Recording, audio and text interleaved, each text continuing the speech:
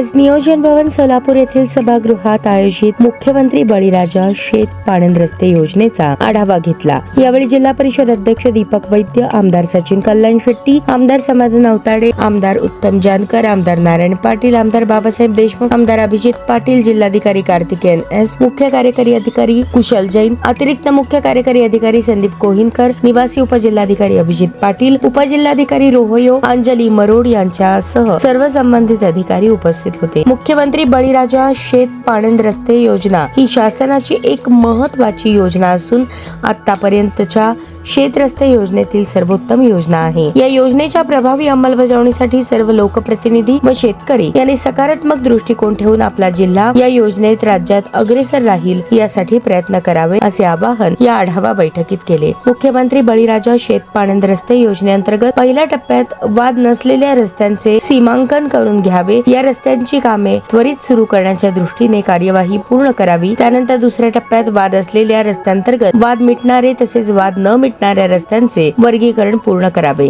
या योजनेअंतर्गत तालुकास्तरीय समितीचे अध्यक्ष, संबंधित तालुक्याचे आमदार यांनी तालुकास्तरीय अधिकाऱ्यांशी चांगला समन्वय ठेवावा व कामाला अधिक गती द्यावी अशा सूचना दिल्या।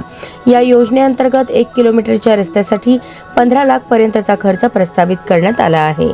जिल्ह्यात या योजनेच्या कामांना निधीची कमतरता नाही, त्यामुळे सर्वांनी वाद नसलेल्या रस्त्याच्या कामांना प्राधान्य देऊन तात्काळ कामे सुरू करण्याच्या दृष्टीने प्रयत्न करावेत असेही सांगितले। महसूल व वन विभागामार्फत ही योजना 14 डिसेंबर 2025 रोजी सुरू करण्यात आली असून शेतकऱ्यांना शेतमाल वाहतुकीसाठी मजबूत व सुलभ रस्ते उपलब्ध करून देणे हा या योजनेचा मुख्य उद्देश आहे।